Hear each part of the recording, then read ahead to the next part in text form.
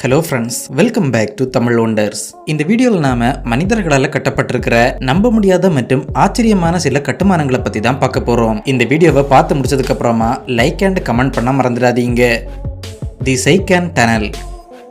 ஜப்பானின் தி சைகான் டனலை ஒரு என்ஜினியரிங் மிராக்கிள்னே சொல்லலாம். இந்த டனலை கட்டும்போது உலகம் முழுக்க இருந்த பல என்ஜினியர்கள் இதை ஒரு சூசைடல் மேட்னஸ்னு சொன்னாங்க.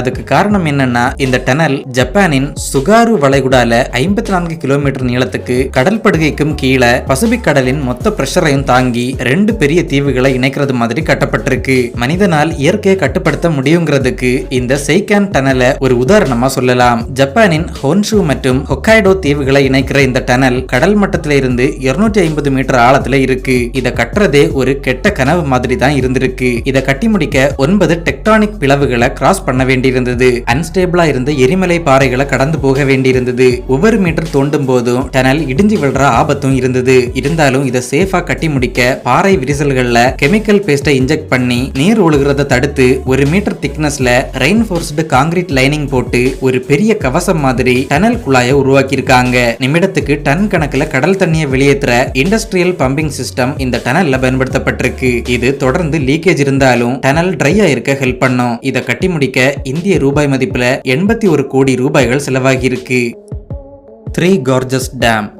சீனாவின் த்ரீ கார்ஜஸ் டேம் தண்ணீரை மட்டும் கட்டுப்படுத்தல, இது பூமியின் சுற்றும் வேகத்தையே மாற்றி அமைச்சிருக்கிறதா சொல்றாங்க. இந்த அணையோட ரிசர்வாயர் மட்டும் 600 கிலோமீட்டர் நீளத்துக்கு கட்டியிருக்காங்க. இதன் உதவியால 39.3 பில்லியன் கியூபிக் மீட்டர் தண்ணீரை அவங்களால நிறுத்தி வைக்க முடியும். ஒரு ஒப்பீட்டுக்காக தமிழ்நாட்டின் மேட்டூர் அணை எடுத்துக்கிட்டா அதோட ரிசர்வாயர் நீளம் வெறும் 1.7 கிலோமீட்டர் தான். அப்போ 600 கிலோமீட்டர் ரிசர்வாயர்ல எவ்வளவு தண்ணி இருக்குன்னு கற்பனை பண்ணி பாருங்க. இந்த அணையில இருக்கிற 32 டர்பைன்கள் உதவியோட ஒரு நாளைக்கு 22,500 மெகாவாட் மின்சாரம் உற்பத்தி செய்ய முடியும். ஒரே ஒரு அணையில இருந்து எடுக்கப்படும் இந்த மின்சாரம் ஒரு சின்ன நாட்டோட மின்சார தேவையை பூர்த்தி செய்ய போதுமானது. இவ்வளவு பெரிய அணை கட்ட முதலாவது அவ்வளவு பெரிய ஆற்றோட ஆற்றுப்படுகையை முழுவதுமா ட்ரை பண்ண வேண்டியிருந்தது. இதுக்காக காஃபர் டேம்ஸ்னு சொல்லப்படுற தற்காலிக சின்ன அணைகளை அமைச்சு தண்ணிய டிவிஷன் சேனல்கள் வழியா மொத்தமா பாதை மாற்றி விட்டு ஆற்றுப்படுகையை முழுக்க ட்ரை ஆக்கி இந்த அணையை கட்டியிருக்காங்க.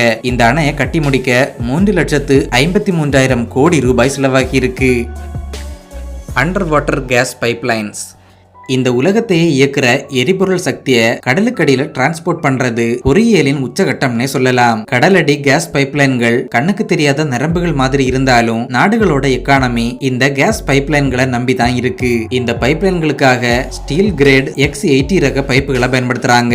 இந்த வகை குழாய்கள் கடுமையான உட்புற மற்றும் வெளிப்புற அழுத்தத்தையும் தாங்கக்கூடியது. குழாய்க்குள்ள போற கேஸோட அழுத்தத்தையும் 2 கிலோமீட்டர் ஆழத்துல கடல் கொடுக்கிற வெளிப்புற அழுத்தத்தையும் இந்த குழாய்களால நல்லாவே தாங்க முடியும். இந்த குழாய்களை பைப் லேயிங் வெசல்னு சொல்லப்படுற பெரிய கப்பல்கள்ல கொண்டு போய் கடல் படுகையில ஜாயிண்ட் பண்ணி வெல்ட் பண்றாங்க. ஒரு சின்ன கிராக் கூட அடுத்த சில ஆண்டுகள்ல பேரழிவை உருவாக்கலாம். இதனால ஒரு சின்ன தவறு கூட இல்லாம எக்ஸ்ரே மூலம் கண்காணிச்சு இந்த வெல்டிங் பணிகளை பண்றாங்க. கடைசியா கடினமான காங்கிரீட் கோட்டிங்கால மூடுறாங்க. இது குழாய்கள் கடல் படுகையிலேயே இருக்க உதவியா இருக்கும். கடல் படுகையில இருக்கிற இந்த குழாய்களை நம்மால மேல இருந்து பார்க்க முடியாது. ஆனா பல நாடுகளுக்கு தேவையான எரிசக்திகளை கொடுத்து அந்த நாடுகளோட பொருளாதாரத்தை தூக்கி நிறுத்துறது இந்த குழாய்கள் தான். ஆட்டோமேட்டிக் ரயில் ட்ராக் லேயிங் மெஷின். முன்னொரு காலத்துல ரயில்வே ட்ராக் போடுறது கடினமான வேலைகள்ல ஒன்னா இருந்தது. ஆயிரக்கணக்கான வேலையாட்கள் தேவைப்பட்டதோட வேலை பார்த்த பலரும் இறந்து போன நிலையும் இருந்தது. ஆனா அந்த வேலை படிப்படியா முன்னேறி இப்போ ஒற்றை இயந்திரத்தை வச்சு பண்ற ரொம்ப எளிதான வேலையா மாறி இருக்கு. இந்த இயந்திரத்தோட பேரு ஆட்டோமேட்டிக் ரயில் ட்ராக் லேயிங் மெஷின். இத ஒரு இயந்திரம்னு சொல்றதை விட சக்கரம் பொருத்தப்பட்ட ஃபேக்டரின்னு சொல்லலாம். இந்த இயந்திரம் தானியங்கி முறையில ஜல்லிகளால அடித்தளம் போட்டு அதுல குறுக்க போடுற ஸ்லீப்பர்ஸ போட்டு தண்டவாளங்களை அலைன் பண்ணி வெல்டிங்கும் பண்ணி முடிக்குது. மனிதர்கள் பல நாட்கள் எடுக்கிற இந்த வேலைகளை இது சில மணி நேரங்களிலேயே துல்லியமா பண்ணி முடிக்கும். இதோட இந்த துல்லியமான வேலைக்கு இதுல இருக்கிற லேசர் சிஸ்டம் தான் காரணம். தடம் அமைக்க வேண்டிய தரைப்பகுதியை ரியல் டைம்ல ஸ்கேன் பண்ணி அதுக்கேத்த மாதிரி ட்ராக்கோட அமைப்பை சரி பண்ணும். ஒரு யூனிட்டோட விலை 272 கோடிகள் வருது. இது போக மெயின்டெனன்ஸ்க்கும் அதிக தொகை செலவாகும். ஆனா வேலை வேகமா நடக்கணும்னா இந்த செலவுகளை பண்ணி தான் ஆகணும். Smart road construction. நவீன கால சாலைங்கிறது வெறும் ஒரு தார் அடுக்கு மட்டும் கிடையாது. அது ஒரு பல அடுக்கு என்ஜினியரிங் சிஸ்டம். அடி ஆழத்துல மண் மற்றும் சிமெண்டின் உறுதியான அடித்தளம் அமைக்கப்படுது. இது கனரக வாகனங்களின் எடையை கூட சரிசமமா பூமிக்கு கடத்தும். அதுக்கு மேல சப் பேஸ் கோர்ஸ், பைண்டிங் கோர்ஸ்னு பல அடுக்குகள் போடப்படுது. அதுக்கு மேல கடைசியா வியரிங் கோர்ஸ்னு சொல்லப்படுற லேயர் அமைக்கப்படுது. இதுல தார் மற்றும் எலாஸ்டிக் பாலிமர் கலவைகள் கலக்கப்பட்டு 170 டிகிரி செல்சியஸ் வெப்பநிலையில சூடாக்கப்பட்டு ஜல்லிகள் கலந்து போடப்படுது. சாலையில வரக்கூடிய சின்ன சின்ன விரிசல்கள் தானாவே சரியாகவும் மழை நீர் எளிதா தரைக்குள்ள இறங்கவும் இந்த லேயர் உதவியா இருக்கும். இப்படி பக்காவா என்ஜினியரிங்கோட போடப்படுற சாலைகள் அதிவேக போக்குவரத்து, பாதுகாப்பான சாலைகள் மற்றும் மெயின்டெனன்ஸ் குறைவா இருக்கிறதால பொருளாதாரத்துக்கும் பெரிய உதவியா இருக்கும். இந்த மாதிரியான சாலைகள் நம்ம இந்தியாவுக்கு வர இன்னும் எத்தனை வருஷம் ஆகும்னு கமெண்ட் மூலமா சொல்லுங்க. ப்ரீஃபேப்ரிகேட்டட் வால் பேனல் இன்ஸ்டாலேஷன். இந்த 21ஆம் நூற்றாண்டுல வீடுகளை பேனல் பை பேனலா கட்டிட்டு இருக்காங்க. வீடுகள், நவீன அலுவலக கட்டிடங்கள், வானியர்ந்த கட்டிடங்கள்னு கிட்டத்தட்ட எல்லா கட்டிடங்களும் பசல் மாதிரி ஒவ்வொரு பாகமும் தொழிற்சாலையில தயாராகி சைட்டுக்கு வருது. இந்த ப்ராசஸோட பேரு ப்ரீஃபேப்ரிகேட்டட் ஃபேசேட் பேனல் இன்ஸ்டாலேஷன். சைட்டுக்கு கொண்டு வரப்பட்ட பேனல்களை பெரிய கிரேன்களின் உதவியோட அந்தந்த இடத்துல பொருத்துறாங்க. கிளாஸ் மற்றும் அலுமினியம் செக்ஷன்களை கூட மில்லிமீட்டர் துல்லியத்தோட பொருத்துறாங்க.